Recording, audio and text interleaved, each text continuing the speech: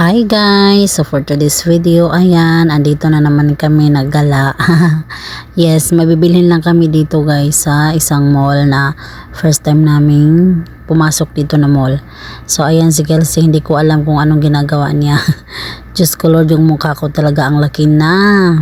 Pipicturean ko sana itong dalawa guys, kaya lang ang likot. So ayan, video na lang kasi hindi maayos pagkakuha yung mga pictures nila kasi ang likot nga talaga nila.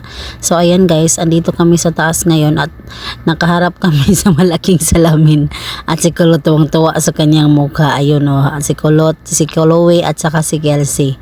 Nakaharap sila. Tawang-tawa silang dalawa. At ayun si Kulot, smile, akala niya nagpicture ako. Tapos ang likod pa. So ayan na nga guys, andito kami, may mga pinipili sila. Si Kulot kumuha talaga ng notebook.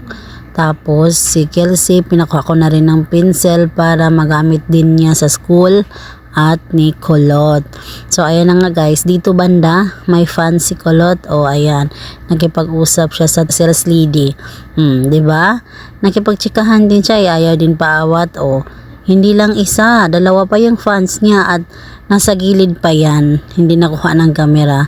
Nakukyutan daw sila kasi sa buhok. Sa buhok lang pala. Hindi, oo. Tapos gigil na gigil yung mga sales lady sa kanya guys. Diyos ko. Ayan yung dalawang ate. Pagod na si ate sa kakalakad. Ayun, inawat na ng ni Kulot. Kulot number 1. Ayan, napagod din sa kakalakad kasi iwan ko kasi hindi na siya masyado sumasama kasi yan si Kuloters. Ayun, bumupo talaga sa gilid.